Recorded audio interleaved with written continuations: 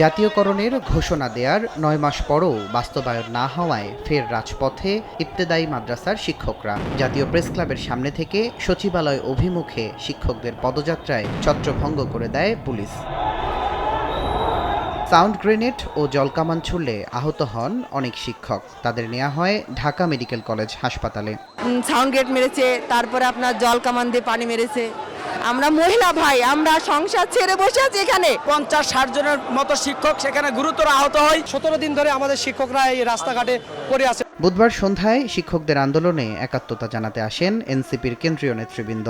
বৃহস্পতিবারের মধ্যে ইবতেদায়ী শিক্ষকদের দাবি পূরণ না হলে তাদের সঙ্গে সর্বাত্মক আন্দোলনে নামার হুঁশিয়ারি দেন দলটির যুগ্ম আহ্বায়ক আরিফুল ইসলাম আদিব।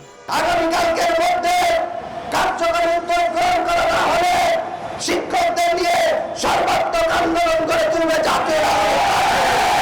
শিক্ষকদের উপর পুলিশের হামলার নিন্দা জানান এনসিপির যুগ্ম সদস্য সচিব তাসনিম জারা। পুলিশকে পাঠাইছে আপনাদেরকে নির্যাতন করার জন্য একটা শান্তিপূর্ণ অবস্থানে কেন? বিপ্লব পরবর্তী বাংলাদেশে পুলিশের তো এই ভূমিকা থাকার কথা ছিল না। পুলিশ সংস্কারের একটা কমিশন হয়েছে, সেই কমিশন রিপোর্ট দেওয়া দিয়েছে, সেটা বাস্তবায়নের পথ কতদূর?